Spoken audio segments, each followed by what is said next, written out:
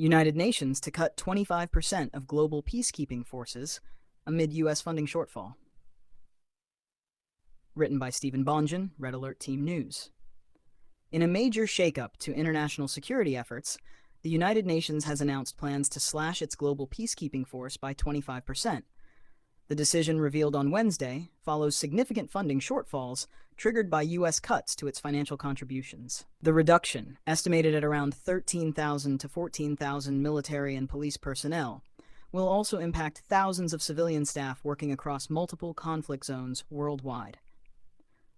According to UN officials, the move was forced by a tightening budget environment after Washington reduced its peacekeeping contribution from roughly $1 billion to U.S. $680 million.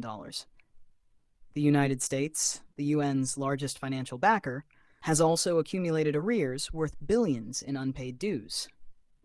The cuts were discussed during high-level donor meetings involving UN Secretary-General António Guterres and U.S. representatives, who called for sweeping reforms to improve efficiency within the organization. The impact of the downsizing will be felt across 9 of the UN's 11 active missions, including operations in South Sudan, the Democratic Republic of the Congo, Central African Republic, Lebanon, and Cyprus. The UN Support Office in Somalia is also among those facing significant manpower and logistics reductions. Analysts warn that the scale-back could weaken critical functions such as civilian protection, ceasefire monitoring, and humanitarian support in fragile post-conflict states.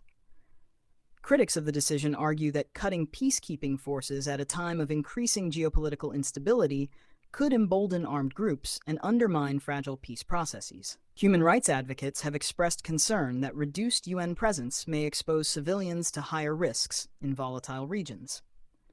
However, supporters of the move, including some U.S. officials, claim it is a necessary step toward reforming what they describe as an overextended and inefficient peacekeeping system.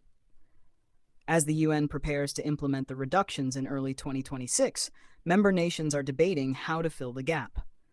China, the European Union, and Japan are reportedly reviewing their financial commitments, while African Union leaders are calling for a stronger regional approach to peacekeeping. The cuts mark one of the most significant retrenchments in the history of UN operations, raising tough questions about global cooperation, burden sharing, and the future of international peacekeeping in an era of shifting political priorities.